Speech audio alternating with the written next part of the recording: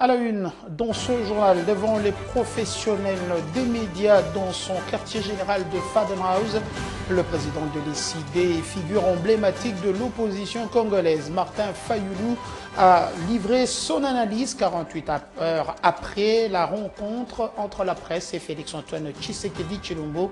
En gros, le numéro 1 de l'ECD soupçonne Félix Tshisekedi d'instrumentaliser la guerre pour repousser les élections de 2028 et dit qu'il va lui barrer la route à tout projet amené par l'actuel président de la République démocratique du Congo. Le non-respect des normes urbanistiques est un fléau qui gangrène nombre de municipalités à Kinshasa. Dans la commune de Kisenso, des milliers de domiciles sont menacés d'effondrement par des érosions dues à une canalisation non maîtrisée des eaux de pluie. Certains habitants ont déjà abandonné leurs parcelles.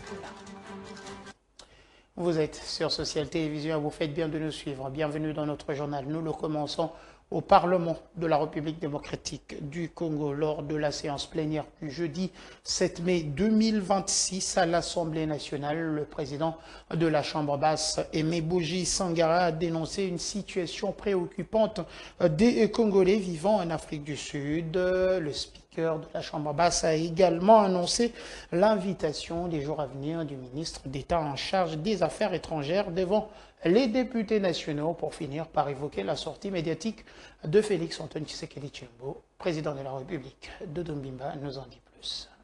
Au cours de la séance plénière tenue ce jeudi 7 mai 2026 à l'Assemblée nationale, le président de la Chambre basse du Parlement, l'honorable Aimé Boji Sankara, a consacré sa communication à des grandes questions de l'actualité nationale et internationale. La montée des actes de xénophobie visant les Congolais en Afrique du Sud, et la conférence de presse récemment animée par le président de la République, Félix-Antoine Tshisekedi Tshilombo. Prenant la parole devant les députés nationaux, le speaker de l'Assemblée nationale a exprimé sa vive préoccupation face aux violences et aux actes discriminatoires dont seraient victimes plusieurs ressortissants congolais vivant en Afrique du Sud. Il a condamné avec fermeté ces comportements xénophobes et réaffirme la nécessité de protéger les citoyens congolais établis à l'étranger. Le président de l'Assemblée nationale a salué la prestation du chef de l'État lors de sa conférence de presse organisée mercredi, estimant que cette sortie médiatique a permis d'apporter des éclaircissements sur plusieurs sujets majeurs touchant à la vie nationale ainsi qu'aux enjeux diplomatiques du pays. La situation des Congolais vivant en Afrique du Sud qui demeure préoccupante au regard des actes de xénophobie, de discrimination et parfois de violence dont certains de nos compatriotes sont victimes. Ces comportements contraires aux valeurs africaines de solidarité et de fraternité portent atteinte à la dignité humaine ainsi qu'aux principes de libre circulation et d'intégration consacrés sur le continent africain. À cet effet, votre bureau a pris l'initiative d'inviter le gouvernement, à travers la ministre d'État, ministre des Affaires étrangères, à venir éclairer la lanterne de la représentation nationale au sujet de cette situation préoccupante. Le second sujet est relatif à la conférence de presse animée hier, mercredi 6 mai, courant par le président de la République, son Excellence Félix-Antoine Tshisekedi Tshilombo, que je ne saurais m'empêcher de féliciter et de remercier pour sa brillante prestation.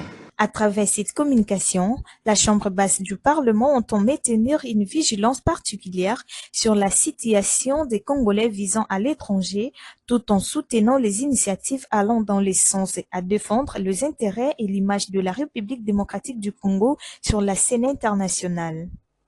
La conférence de presse tenue par le président de la République, Félix-Antoine Tshisekedi, le 6 mai dernier, a continué à susciter des réactions dans les rangs de l'opposition.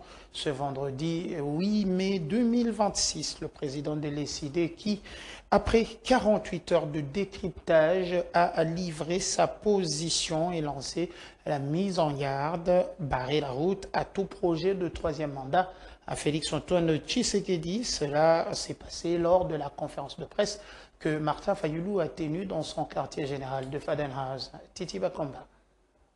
48 heures après la conférence de presse du président de la République Félix Antoine Tshisekedi Tshilombo, le président de l'engagement citoyen pour le développement Martin Fayoulou a tenu une conférence de presse pour balayer des revers de la main les propos du président de la République sur un troisième mandat. Fayoulou soupçonne Félix Tshisekedi d'instrumentaliser la guerre pour repousser les élections de 2028. Monsieur Félix Tshisekedi peut-il tenir les propos qu'il a tenus lors de sa conférence de presse de mercredi dernier? À entendre certaines de ces déclarations, on peut même se demander si la guerre que nous vivons à l'est de notre pays n'est pas entretenue pour empêcher l'organisation des élections de 2028. Deux questions se posent alors. La première, à qui profite cette guerre? Et la deuxième, que fait-on de la résolution 2773 du Conseil de sécurité des Nations Unies? Le propos de M. Félix Tshisekedi avait pour but d'annoncer qu'il veut demeurer au pouvoir à tout prix. La proposition de loi référendaire du professeur et député Paul Gaspard Ngondako n'est pas une simple loi référendaire.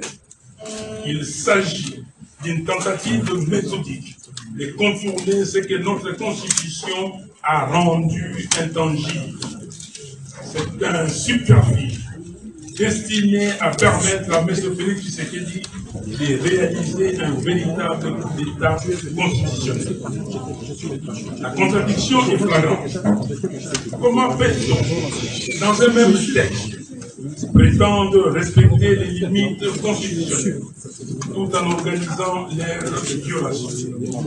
D'un côté, l'article 6 de la proposition de loi rappelle clairement un principe.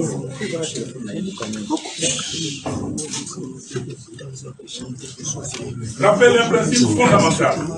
Toute révision constitutionnelle doit respecter les articles 218 à 220 de la Constitution. Il énumère sans ambiguïté les matières intangibles. Mieux encore, cet article précise, cite, aucune révision ne peut porter ni sur ces matières, ni sur celles qui leur sont liées. Le président de l'ECD, Martin Fayoulou, a conclu son intervention par une mise en garde directe au chef de l'État, celle de barrer la route à tout projet de troisième mandat de Félix Tshisekedi, comme ce fut le cas pour Joseph Kabila Kabange. Chaque jour, un cas de sécurité rapporté soit officiellement, soit officieusement dans la capitale de la République démocratique du Congo. Et justement, face à la montée de l'insécurité dans la partie est de Kinshasa, le vice-premier ministre en charge de l'intérieur et sécurité, Jacquemain Chabani-Louko, a réuni les autorités sécuritaires et administratives du district de la Tchangou afin d'évaluer la situation et de renforcer la coordination des actions sur les terrains de Dambiba. Le vice-premier ministre, ministre de l'Intérieur et Sécurité, Jacquemain Chabani-Louko Biango, a présidé le jeudi 7 mai 2026 une réunion du comité provincial des sécurités élargie aux comités locaux de sécurité de 4 communes du district de la Tchangou, dans le cadre de son itinérance sécuritaire à Kinshasa. Cette rencontre stratégique avait pour mission d'évaluer l'évolution de la situation sécuritaire dans la partie est de la capitale, marquée ces derniers temps par une recrudescence des actes de banditisme, de violence urbaine et d'insécurité dans plusieurs quartiers populaires. Au cours des échanges, le patron de la sécurité nationale a interpellé les autorités provinciales sur leurs responsabilités dans la gestion de la crise sécuritaire qui affecte cette partie de la capitale. Il a insisté sur la nécessité d'une implication accrue des responsables locaux afin de restaurer l'autorité de l'État et garantir la protection de populations. La ville de Kinshasa ne tient pas régulièrement ses comités de sécurité, que ce soit au niveau de la province, que ce soit au niveau des communes. Et nous sommes en train de gérer une situation sécuritaire alarmante. Et pourtant, Kinshasa a été la première province à bénéficier de la nouvelle gouvernance sécuritaire. Et ça, nous devons corriger. Il y a une tendance dans la ville de Kinshasa à faire croire que la sécurité n'est pas l'affaire de la ville-province de Kinshasa. Et ça, c'est très mal. C'est irresponsable et ça fait partie de toutes les conséquences de l'insécurité qu'on n'arrive pas à gérer. On ne tient pas des comités de sécurité au niveau de la province et ça a un impact sur les communes, sur les quartiers.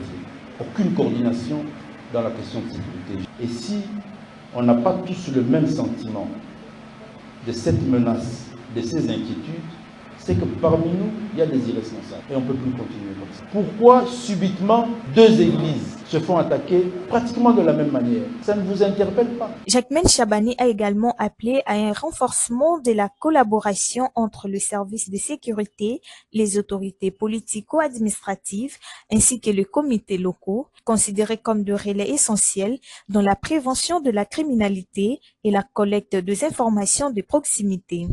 Cette démarche s'inscrit dans la volonté du gouvernement central de renforcer la présence de l'État dans les zones sensibles de Kinshasa et de mettre en œuvre des réponses adaptées aux préoccupations sécuritaires des habitations, aux préoccupations sécuritaires des habitants de la Tchangou.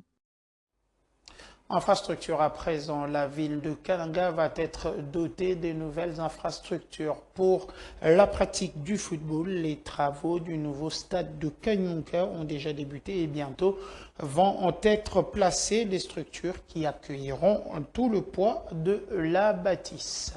Le stade de 10 000 places assises va sortir des terres à Kanyonka, dans une des banlieues de la ville de Kananga, au centre de la République démocratique du Congo.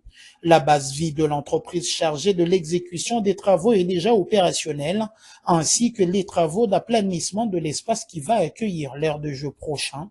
Le collage des bétons de propreté pour les fondations de la future bâtisse sont aussi déjà finis. Dans un coin de la concession de 12 hectares, a déjà commencé le ferraillage dans un atelier dédié. Gilbert Kapouka-Nindou, directeur provincial de l'Agence congolaise des grands travaux Espace Grand Kasaï et maître d'ouvrage délégué du ministère des ITP, a visité les avancées déjà réalisées. Cette réalisation est financée dans le cadre du programme sino-congolais et pour s'assurer de la qualité et de l'effectivité des travaux, le contrôle du chantier est assuré par Topic Architecture. L'érection du stade de Kanyonka représente bien plus qu'un simple lieu où va se jouer le football. Il est le symbole de l'engagement de l'État face à la jeunesse de la province du Kasaï, première à bénéficier de son apport. Pour l'heure, tout Kananga dépend entièrement du stade des jeunes de Katuka, une enceinte déjà en déliquescence qui accueille toutes les rencontres sportives, ou presque.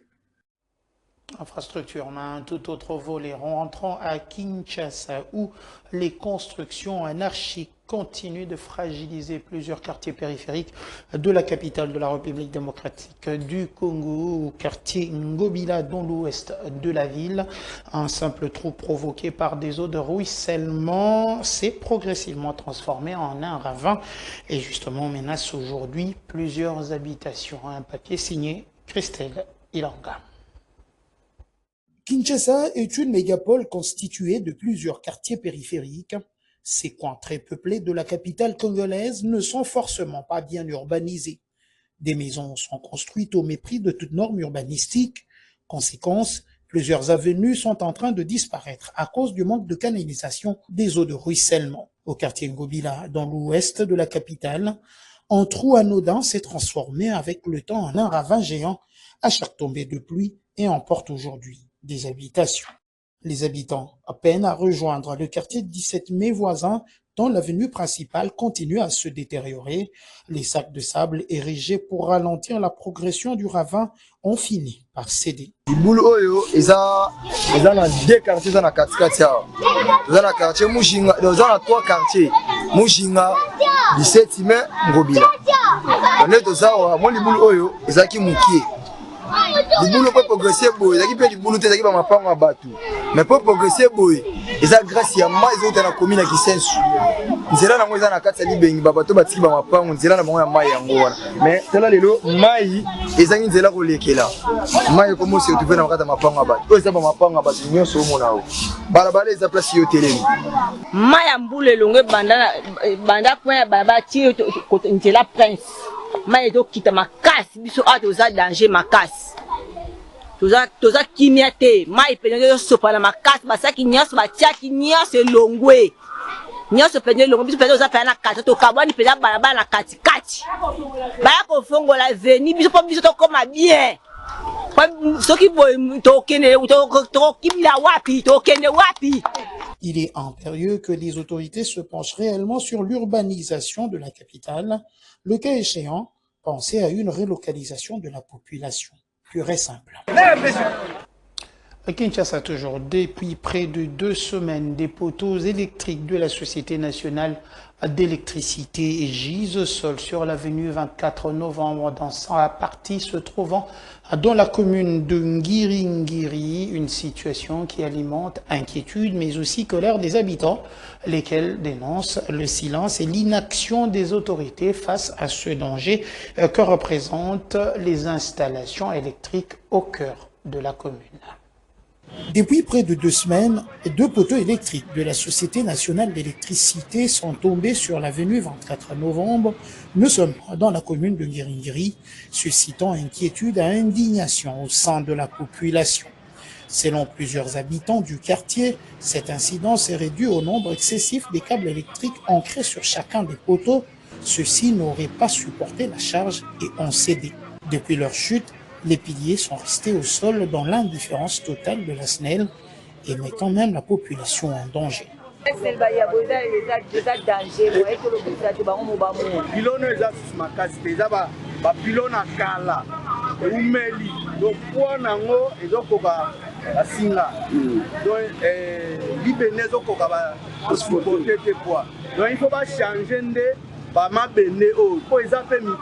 Au-delà du danger que cela représente, cette situation perturbe également la circulation dans cette partie très fréquentée de la commune. Les habitants craignent un éventuel accident lié à la présence des poteaux abandonnés sur la voie publique. Par ailleurs, plusieurs commerces situés aux alentours tournent au ralenti faute d'électricité, certains ayant même suspendu leur activité à cause de cette situation qui limite l'accès et inquiète la clientèle. Face à ce danger permanent, la population lance un appel pressant à la SNEL afin qu'une intervention rapide soit effectuée pour remplacer ces poteaux et sécuriser ainsi la zone. Une note triste dans ce journal basé dans la commune de Ngiringiri que nous venons de suivre tout à l'heure. La fondation Yeli Molengi Edi a perdu l'une de ses coordonnatrices au nom de Maman Mpamba. Les obsèques ont eu lieu ce vendredi 8 mai à Ngiringiri, je venais de le dire, en présence du président de la FIM, Edi Yeli Molengi lui-même, et vice-gouverneur de la ville-province de Kinshasa, Alain Kachala. Sous un ciel chargé d'émotions et de silence, le croisement à Sosa dans la commune de Ngiringiri s'est transformé ce vendredi 8 mai en un sanctuaire de mémoire et de reconnaissance. Proches, compagnons des luttes sociales et membres de la fondation Yeli Molengi Edi se sont réunis autour d'un même chagrin, celui de dire adieu à Maman Pamba, une femme dont la bonté aura marqué bien des cœurs. Dans une atmosphère empreinte de recueillement, le vice-gouverneur de la ville de Kinshasa, Edi Yeli Molengi, a rendu des hommages dignes à celle qu'il considérait comme une véritable gardienne des valeurs humaines portée par la FIM. Décédée récemment des suites d'une courte maladie, Maman Pamba laisse derrière elle le souvenir d'une femme engagée, humble et profondément attachée à la cause sociale. Au sein de la fondation, elle incarnait la tendresse d'une mère, la rigueur d'une militante et la générosité d'une âme entièrement tournée vers les autres. Dans chaque action humanitaire, dans chaque geste de solidarité, son empreinte demeurait visible, silencieuse, mais puissante. Elle servait sans bruit, avec cette grandeur discrète, propre aux personnes qui choisissent de consacrer leur vie au bien-être des autres. Prenant la parole lors de l'oraison funèbre, Edi Yeli Molengi a salué le sens élevé du sacrifice de cette femme respectée et admirée au sein des FIM. D'une voix chargée d'émotion, il a rappelé combien Maman Pamba portait avec foi et loyauté la vision sociale et humanitaire de la fondation, devenant au fil des années un pilier moral pour plusieurs générations des bénéficiaires et des collaborateurs. Le départ de Maman Pamba laisse un vide difficile à combler, mais son héritage, lui, continuera de vivre dans les œuvres sociales qu'elle a contribué à bâtir, dans les vies qu'elle a touchées, dans les consciences qu'elle a éveillées. Les images viennent de nous arriver, on ne peut ne pas vous les proposer. Terminons donc notre journal par cette information. Dans les sports, l'association sportive Victoria Club rebondit au classement, en tout cas dans la compétition. 3e match pour les Moscovites qui ont joué à Kinshasa l'après-midi de ce vendredi 7 mai et se sont imposés sur les jaunes et bleus de Lubumbashi. Le FC Saint-Éloi Lupopo qui sortait d'une belle victoire sur son éternel rival, le TP Mazembe Anglebert. Lupopo tombe en but à 0 au stade Père Raphaël de la Quetule. Grâce à sa victoire, V-Club se relance complètement dans la course. En 3 sorties, 3 points pour les Moscovites et finalement 4 points pour l'équipe de Cheminots du football club Saint-Éloi Lupopo en 3 matchs. Le leader reste l'association sportive Maniema Union qui a joué et battu ses adversaires pour ses premières rencontres. D'abord Don Bosco, ensuite l'équipe de FC Céleste. Vient ensuite le tenant du titre, FC les Aigles du Congo, qui compte aussi 4 points. Fin complète de cette édition du journal. Mesdames et messieurs, merci de nous avoir suivis. On se retrouve très prochainement pour un nouveau point d'actualité. Bon week-end déjà à vous qui nous suivez sur Social Télévision.